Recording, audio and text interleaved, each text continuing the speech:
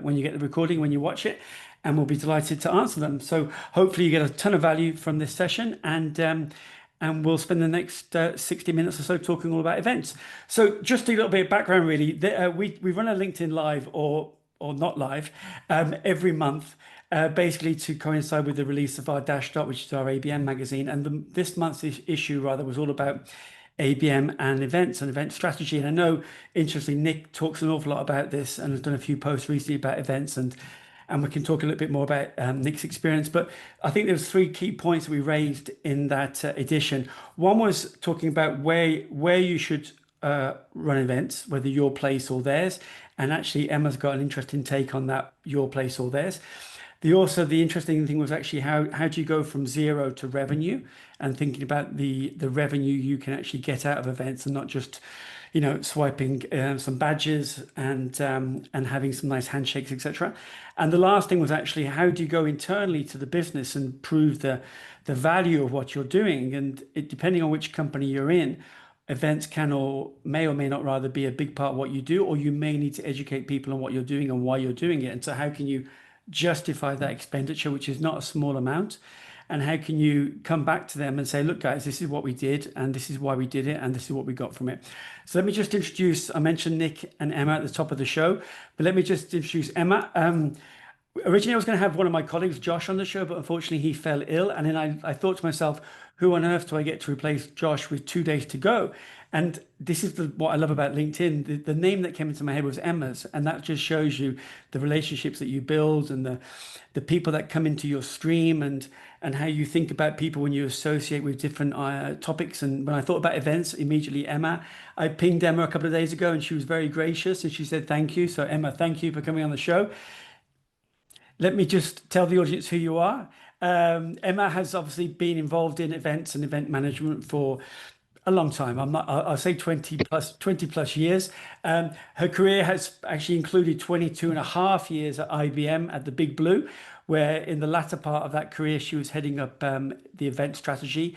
And I think you were running over 100 events every year. So that's no small piece of work, really. And I think now you're an independent consultant. You're the founder of a company called Eventwell, and that's right. And then what you do obviously is you help companies, leaders design effective event strategies. So thank you for coming on the show, and thank you for coming on the show at such late notice.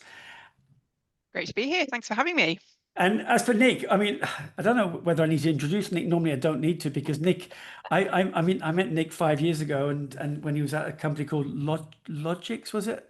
Yeah, That was a long time ago.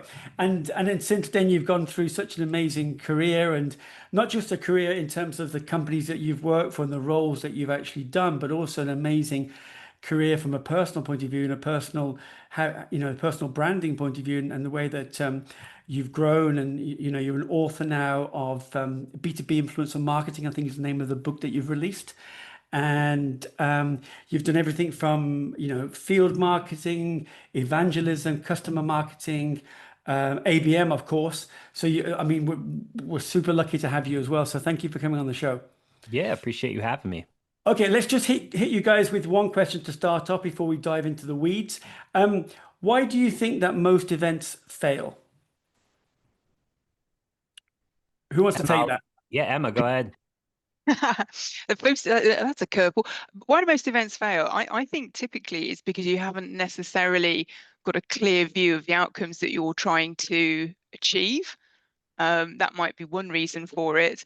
But I think the other thing that I often see happening is that everybody either gets caught up in the whole experience and creating this wonderful event experience, and then it all goes to pot when it comes to audience generation. So, those are, failing to know what you want to achieve in the first place. And then can you, once you kind of deliver on the content, can you get the right audience there? That would be probably my number one thing. I don't know what you think, Nick. Yeah, so I think the biggest thing for me is they're built for the company and not for the customer. If you think about it, most events are still stuck in that like calendar filler mode. They check a box. They don't deliver an experience of what the buyers actually need to move things forward. And like there's so many things that are out there, and trust me, I've done thousands of events, but like the ones that I think fail is there's no clear audience segmentation. There's no connection to where the account is in the journey, and there's no plans for what happens after. And let's be honest, like most follow-up is generic, it's slow, or it's just non-existent. Like it's why over these last couple of years I've been such a big champion of like the people first go to market and like how do you make things more human. And if I had to like wrap everything up here, I think if you want the events to drive revenue today, we have to flip the script to what is important. You start with the who. Who is the event for? Not just for the job titles, but like real account context. And I feel like the who often goes, undervalued in some cases. Know your why. Why are you doing it? What pipeline? What motion? What stage? And then design the experience and the follow-up to match that. So Who, why, experience, follow up. I think we'll come back to that a little bit later in the talk, actually. So, Emma, question for you. Because obviously a huge part of your career and a huge part of your experience, and obviously a huge part of your success was at IBM. And I mean, literally, as we mentioned earlier, running 100 events per year. So you've got dirt under your nails, you've got the t-shirt, you've got the war wounds, you've got the bags under your, well, not anymore, but you had the bags under your eyes, etc. Right now you look amazing. But let me just ask you a question there about events. I was framing it in DashDot whether it was whether it was an owned event or whether it was a rented event. But I think you've got a different take on that. Yeah, I think, I saw it much more as an approach around creating what I would call kind of the right event portfolio mix or the right channel strategy. And I think certainly in an organization like IBM with a very broad set of offerings and a lot of stakeholders to please, it really came down to three things in defining what that sort of portfolio needed to look like. One, and I guess we're going to cover a little bit of the same ground we just talked about, but having real clarity on the outcomes that you need to achieve. Two, knowing the audience is required to help us achieve those outcomes, i.e. who's in that buying group. And most importantly, when it comes to decisions about where are we going to do stuff and what we're going to do is actually what's our relationship with these audiences.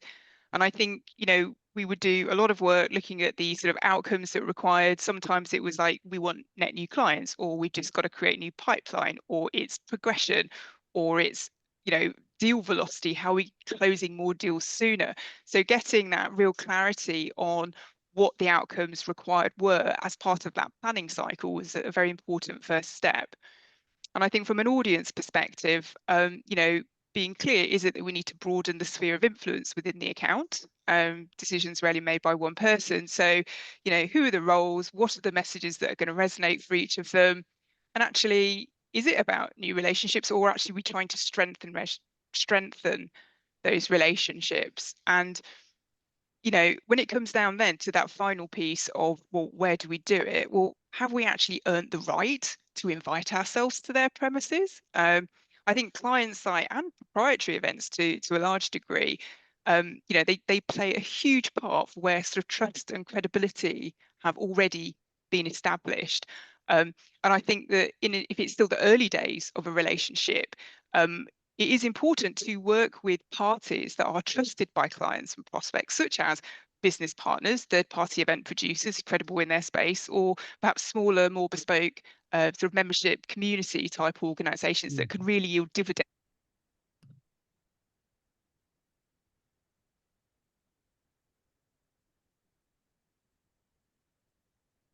That third, oh, excuse me, sorry, third-party events also have a really important part to play because they just trigger a conversation in an industry. And if that's something that's really important to your client set, is how do you leverage those things?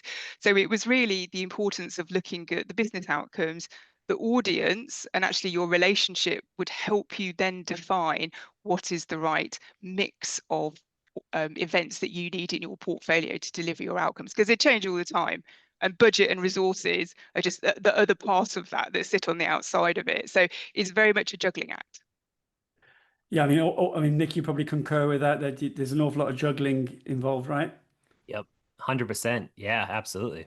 And let's ask a question for you, Nick. In terms of the when you're thinking about the kind of the events that you're kind of running, and I know that you kind of in the latter part of your career you've built a huge reputation around, kind of wanting to show up where your audience hangs out, right? In terms of the communities that you're a huge, supporter and proponent of building communities of social, as we've seen ourselves in terms of how you've built your career and your reputation. How do you think that marketers perhaps sometimes maybe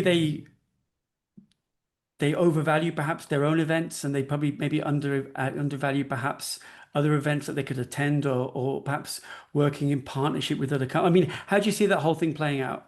Hmm. I mean, it's a good question because I think a lot of teams think that owned ultimately equals better. And trust me, I was of that same, mind like belief for many, many years too. It was like, all right, great. If we're doing our own events, like it's better. Like we own that. But it's not always true. And events aren't just about control, they're about context. And sometimes the best thing you can do is show up in someone else's world with a message that fits their narrative, not yours. Again, very like it goes back to the whole thing of what we talked about earlier. Like you're doing the event for the customer and not your company. Like ultimately, when I think of like people first go to market, it's really about proximity and trust. And if you're missing those, the event doesn't really matter. And sometimes the most impactful move is really embedding it into a community. And trust me, I've built many communities now. Maybe it's a podcast. Also, I've had 5 podcasts now, or maybe it's an event series like this that already has the trust baked in. I think that goes so much further of meeting someone where they are. Yeah, that's a great point. And yeah, I've noticed how you kind of your podcast journey as well has been super interesting as well, where you've decided to a limited series and then you end it because it's the right time to end it, and then you've got a different take. So rather than continuing that podcast, it's quite interesting your podcast strategy. Whereas I just keep on plodding on with my one, and it just keeps going, keeps growing. Question for both of you in terms of performance. Is there any well, it's probably difficult to have any hard data, but what's your take on, I mean, I've run events, we've gone when we've rented, a beautiful hotel, or we've, whatever, we've done some nice things, or taken a whole bunch of people to a nice resort or whatever. And then I've obviously put a booth at some show in Boston at HubSpot or God knows where, or gone somewhere in the world and had to kind of bring thousands of brochures in my luggage or something. But we've all done that, right? We've all kind of got those kind of, scars on us from doing all that. But is there any kind of data you guys have got for how you think, if you had to bet on one, which one would you bet on? Doing your own event or piggybacking off another event? So I have lots of thoughts here because I've thought about this a lot. I will double down, and I think for those that know me, like know that I'm not a huge fan of trade show booth only activations. Like I just think they're overpriced. I think that there's so many better things that they can do. And trust me, I was just at Dreamforce, and I can tell you, I walked the floor, and the amount of people that just sat there waiting for someone to come to them, like it's their job to go see you, was mind blowing. Now, I'm going to double down, and every company and person that I talk to is micro events, but using partners and co-marketing for distribution.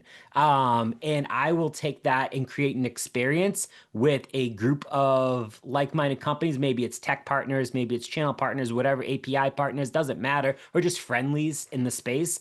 And I will create micro event experiences, kind of like a roadshow.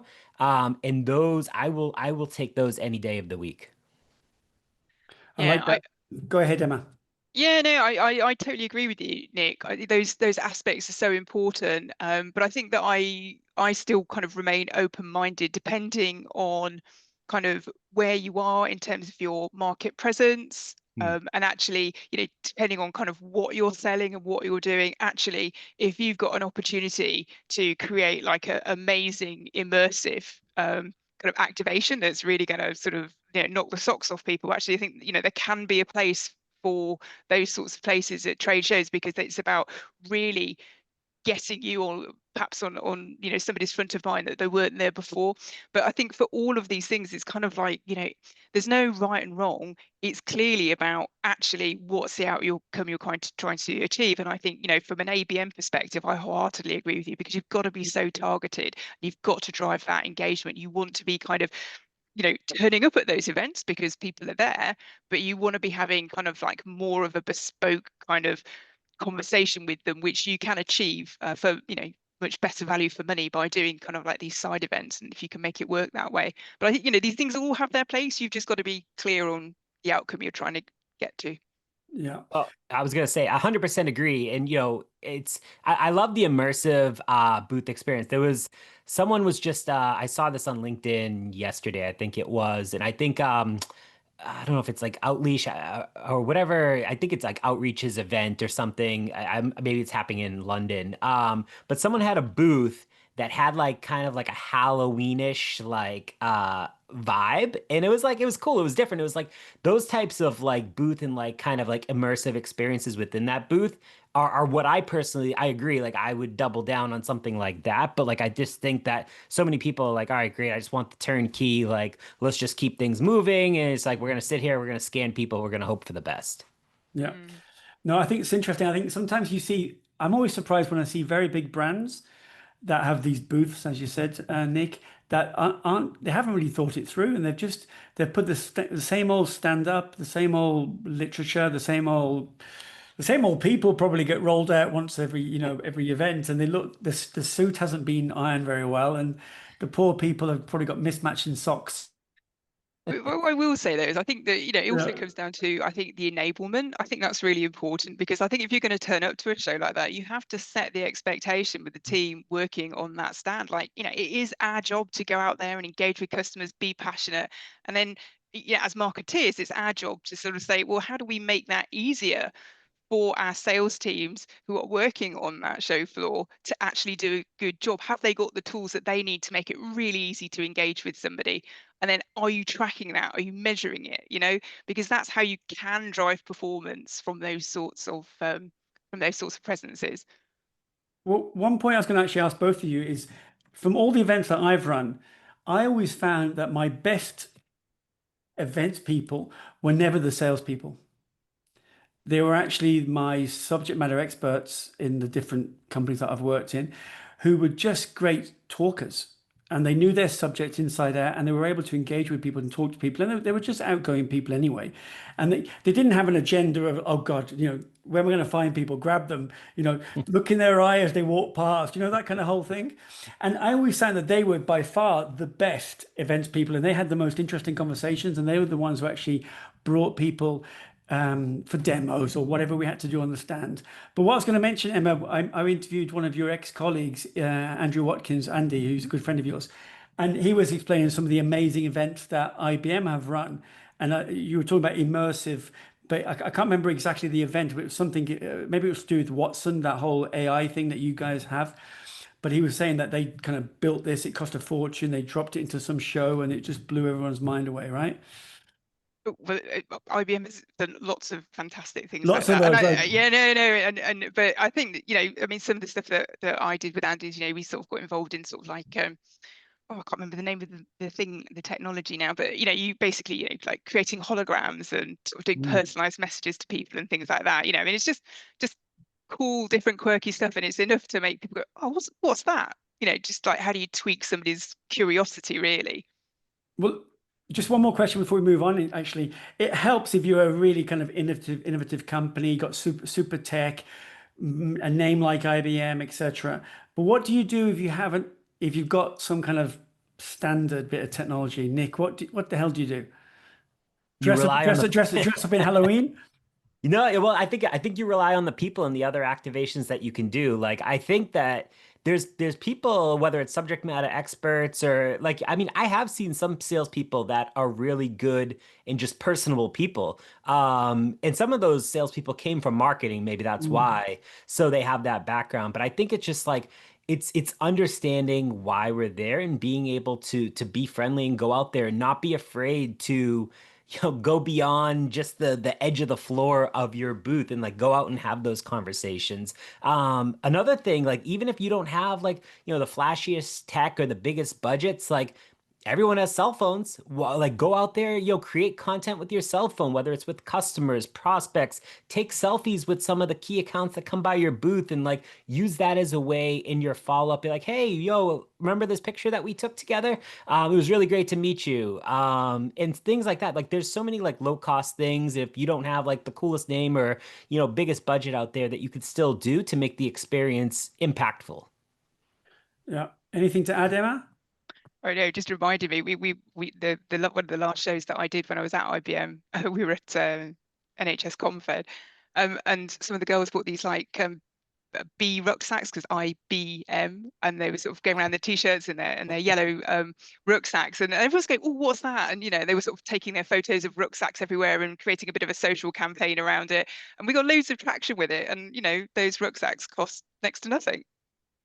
Yeah, I think in imagination is what's needed. Nick, you mentioned about cell phones. Is that what you did? Did you not do that at some event a few years back? I did, yeah. Yeah. Honestly, I feel like I've been in like the MarTech world mostly, and I feel like I was one of the first person years ago, like post COVID, that was just like why don't we just like create content? I don't need to hire a fancy film crew or anything. I'm just gonna create content, get one of those like lapel microphones, and like we're just gonna go walk around and create fun content and use that in a bunch of different ways. And like honestly, I would just travel around to different events and just shoot content with customers, and like the sales team loved it because I was having those conversations. Marketing loved it because they were able to have a bunch of content for different pieces, and it was just like we were opening conversations beyond the booth that were just more impactful and honestly helped move the needle a little bit more. Yeah, and it kind of ties into that whole kind of lower quality content that sometimes just hits home better than the kind of more kind of polished approach. We talked about your experience in field marketing earlier, Nick, and you talk a lot about community. You talk about the community is kind of the new field marketing. Talk us a little bit about when you're running that kind of an event. You're looking at it as a much wider play rather than just one moment in time, right? So how do you go about looking at an event and saying, well, okay, here's what I'm going to plan to do, and here's how I see it as a play in general, an ABM play, rather than just a moment. So yeah, so like exactly like you said, like you have to think about it like events are plays, not moments. And so what that means is you've got to design for the full journey. So pre, during, and post. And before the event, we used to always, this was something that I've done for many years, but like it's evolved because the data has gotten better. But we looked at intent data and persona signals to segment the invites. During, we would bake in interactive moments. So like maybe it was prompts, personal stories, whatever it was. And then after, you're tailoring that follow-up by Mm. segmenting attendees into high, medium, low intent. And then you're kind of delivering that one-to-one, one-to-few outreach with hyper-specific follow-up. And honestly, like we would partner with a lot of different communities to do these things. You could do it across micro events, like just the whole idea of how to create events as plays and not moments, I think has been interesting to see. And honestly, it's evolved a lot as well over these last like year or two. Yeah, great points there. Emma, just a question for you really about, this is almost like a revenue point, but we often talk about, well, at least in our agency, when we talk about events and event strategies with our customers, we talk about progression, not presence. So Hmm. the important thing isn't actually being there. It's actually about how you're progressing accounts through their journeys with you, Hmm. or indeed with their journey with understanding you or understanding the problem, understanding how potentially you could be part of the solution. So what does that look like in reality for you? I mean, how do you kind of think in terms of events? How do you think in terms of pushing accounts forward in that journey that you need to take them on through to whatever that outcome is you're looking to achieve?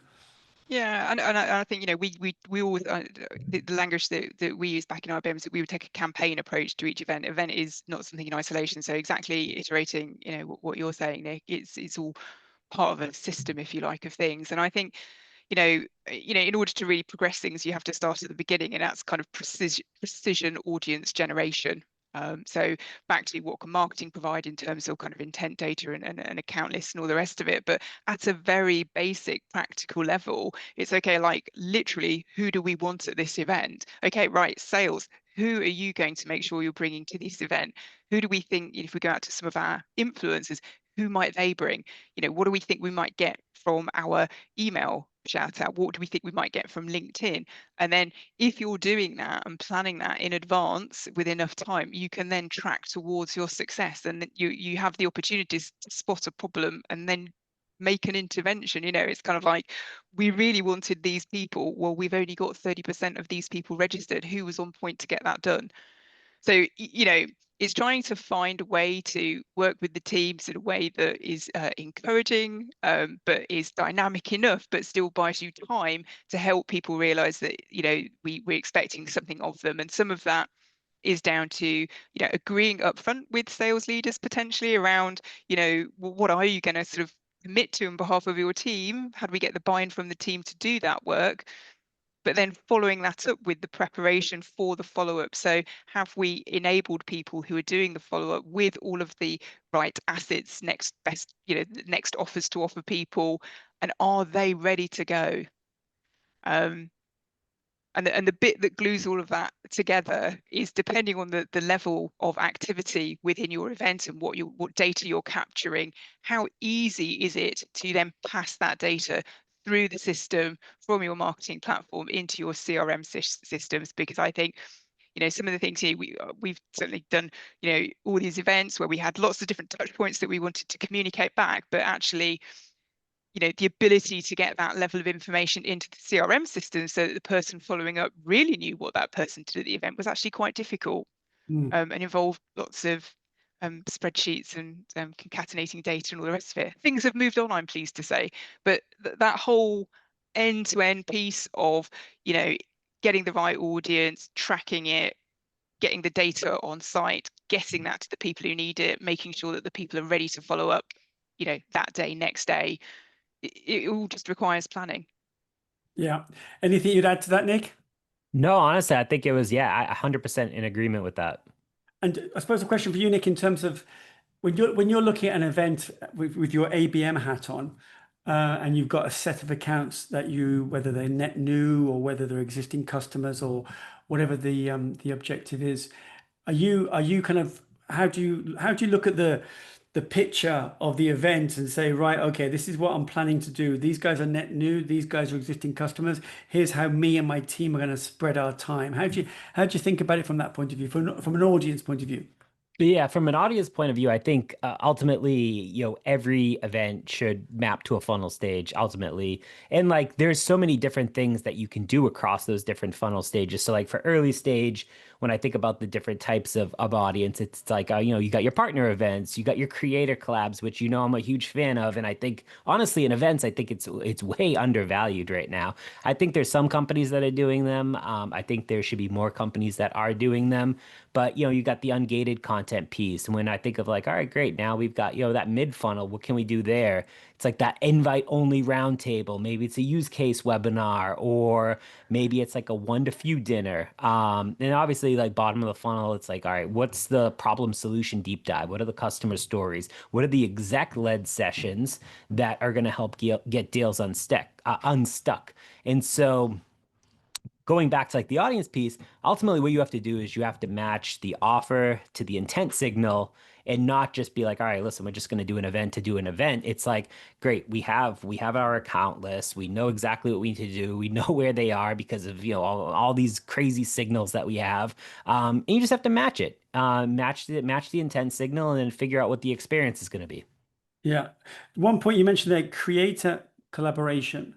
And you said you're a big fan of that. There's a few companies doing it, but more companies should do it.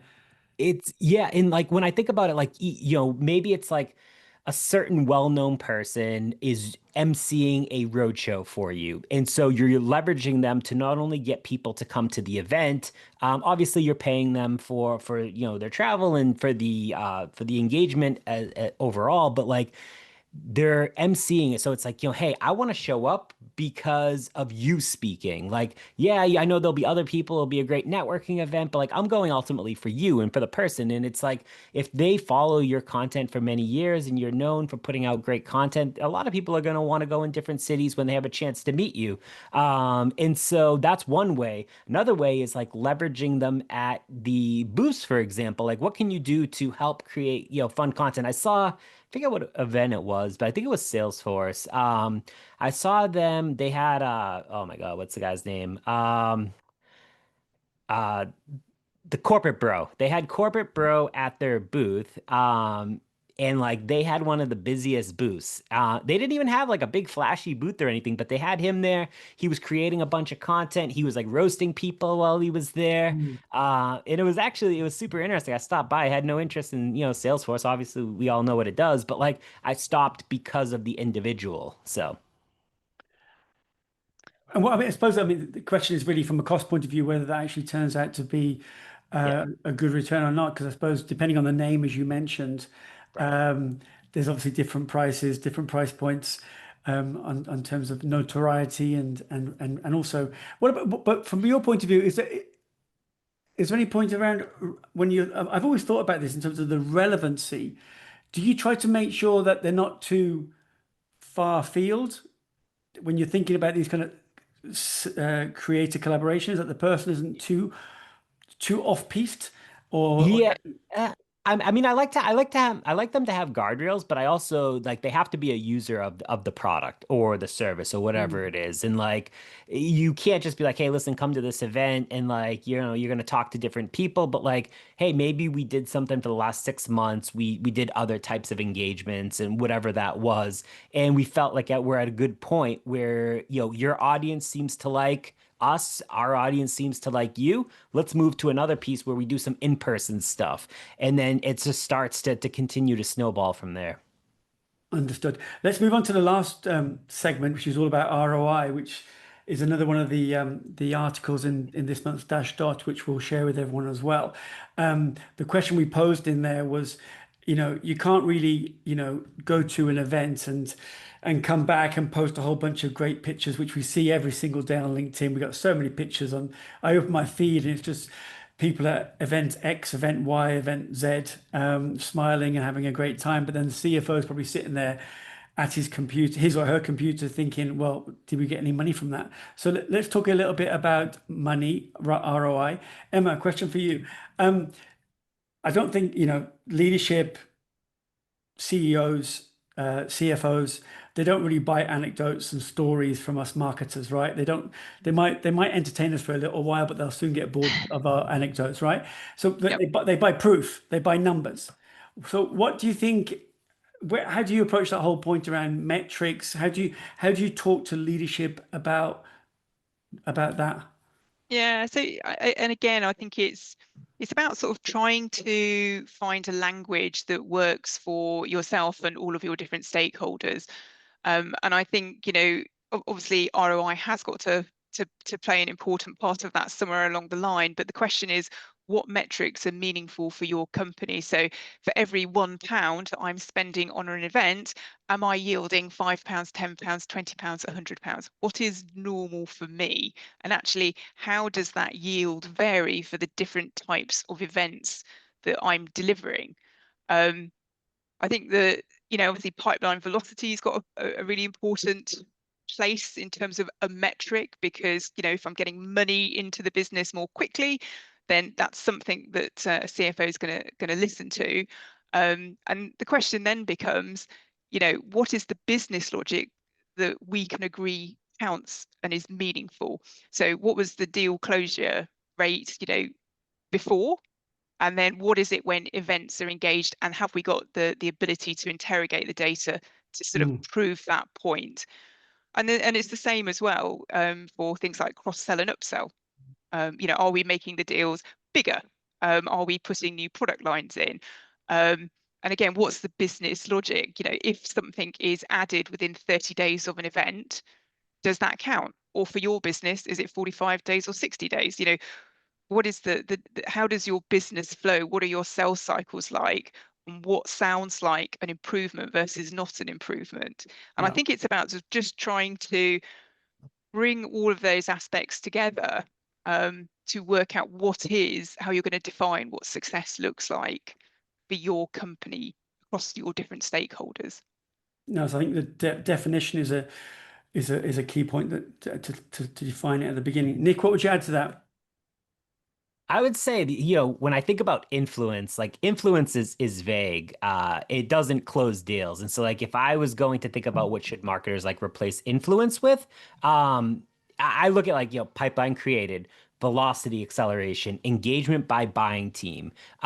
Which again, especially as you move into like the enterprise kind of like bigger deals, like there's going to be multiple buying teams, the stakeholders, they're going to get bigger. One play that we've had success with for many years, that I've kind of taken this from other places that I've gone to, is you capture the event intent data. And so like, I was a big fan of like event-led growth, and kind of like bringing that. But like when you take poll responses, in-event clicks, post-event behavior, and you align that back to account movement, you need to be able to say this event moved this deal forward by X days or X dollars, because ultimately that's what's going to get the CFO buy-in as well. Yeah, that's a super interesting one about moving it forward. That concept of actually the event is actually accelerating a decision that hopefully would take place anyway, but you're bringing it forward, and obviously the CFO's getting the cash in the bank earlier, right? Yep. And that keeps them happy. Just talking about days. In the article, one of the articles I wrote, I talked about this whole thing about a 90-day proof. And I kind of come to the idea in my head that you should be able to go back to the business and actually, within 90 days, show some kind of proof of movement. Do you think that's a fair benchmark? That's always what I use. 90-day post-event kind of like window, to be able to show like, hey, this is what the event had from an impact perspective. Obviously, you can do, continue to monitor beyond that, but for the leadership team and for the people that are ultimately signing the checks, it's like 90-day rolling window, post-event, and then kind of report back on that on like a weekly cadence. Yeah. And I think what I would just add to that, I think, is that, you've got kind of like the pipeline perspective and then you've got the revenue perspective. And depending, if you've got companies who've got much longer sales cycles, I think, 90 days, I agree, what difference has this made in terms of the value of the opportunity? But, there's going to be some companies that say that might be a cutoff point for did it perform? Yes, no. But then actually we're going to continue to track win revenue for a year. Maybe longer. I don't know, because of the length of sales cycle. So I think that's the only addition I'd say on that. Yeah, I mean, particularly with IBM, with the price tag of some of the products and services, right? These aren't things that are bought overnight, right? Question for you both. The experience I've had with so many events, as a marketer or even running sales teams, is there is so much excitement. People come back into the office and they are so excited. They're literally, like a cat licking their tongue or whatever the metaphor is, and it's just like, you've got to calm them down. And at the same time, I know for a fact that it's going to dip, that this excitement, because what happens is they get onto their desk, they get onto their emails, they get onto the grind, and all that hard work that they did at the event, sometimes it just dissipates and goes away. And then it's very hard to get it back. And yes, you get the Excel spreadsheet, as you mentioned, Emma. Yes, you get all that stuff. You try to get into the CRM. What's your secret sauce post-event for that moment to avoid that kind of dip afterwards? Stamina. Red Bull. You've just got to keep going on it. And I think as well is, you've got to set the expectations, because you have to have excellence at every stage in the process in terms of your planning, your delivery, and the follow-up. Because, for each phase, if you don't do one of them correctly, there's a knock-on effect. No planning, terrible experience. No follow-up, no outcome. So you have to stay strong and resilient and focused and get the job done across all phases of the event life cycle, for sure. Good points. And set expectations. Yeah. Mm. Nick, I was what would gonna you say, add? I was gonna say I like the stamina, but yeah, I agree on the expectations piece. I think it's understanding how to pace people, and get them to know like, hey, listen, this is one piece of it, but we're gonna be able to stretch this even further, and the excitement's gonna be able to continue. We're gonna be able to use this to continue to do bigger and better things over time as well. Yeah, yeah, great points. Let's just finish off now with three questions, which is actually kind of everything we've talked about today. Let's just turn it into some actionable kind of insights and that people can take away. Nick, a question for you. Tell me, going back into that memory database of yours of all the amazing events that you've run over the years, what's one kind of real world event that you've run that you kind of completely it's kind of blew your mind in what you did or what you achieved, or it's like you take it now as a template, you say, look, if you can do this, this will work. What's that one thing you can tell the audience to apply? Yeah, funny enough, it was actually I was at a company called Clary, and this Mm, was I don't even know how many years ago now. But it was around Dreamforce, and at the time, they didn't have the budget to exhibit at Dreamforce.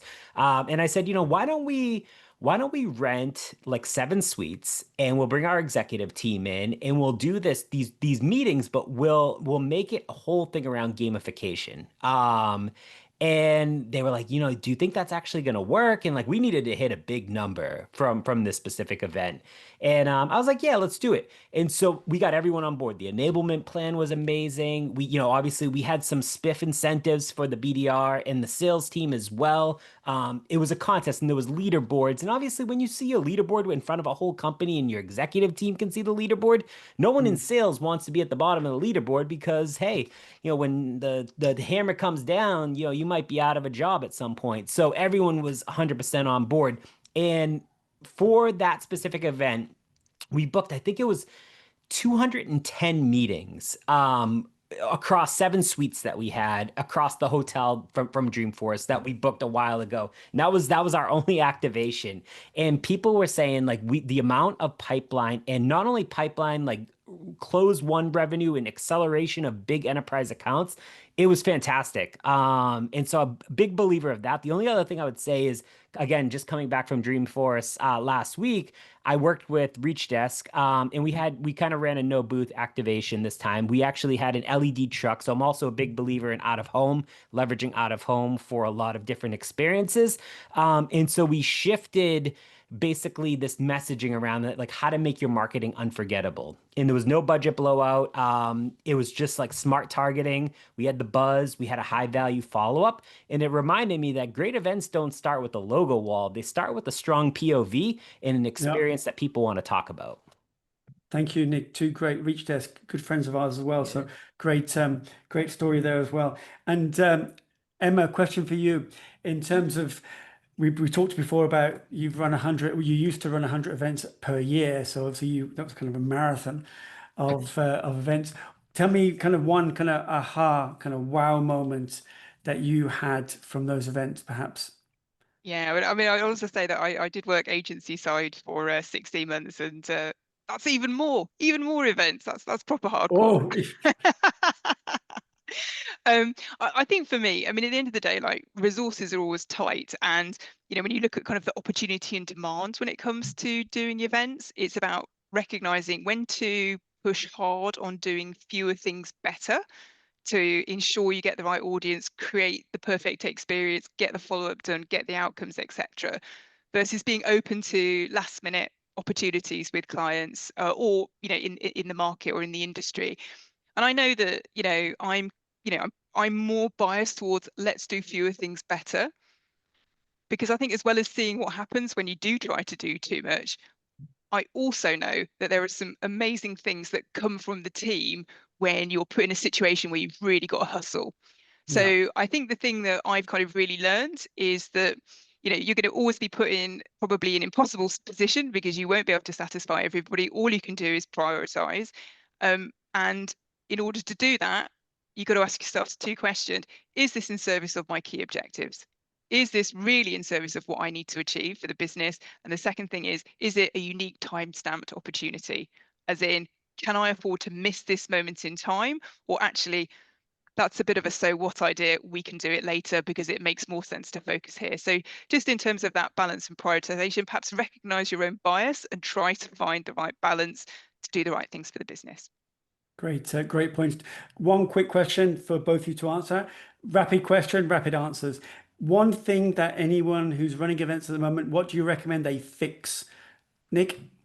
Oof. I would say get your follow-up in order. So like events aren't the finish line, they're the warm-up. And most teams fail in the 24 to 72 hours after the event. That's a proven fact. And define your high intent versus your low intent signals ahead of time. Segment, personalize the follow-up, and then the handoff from event to sales is where revenue gets made or lost. So that's the only thing I would say to fix. Maybe a few things.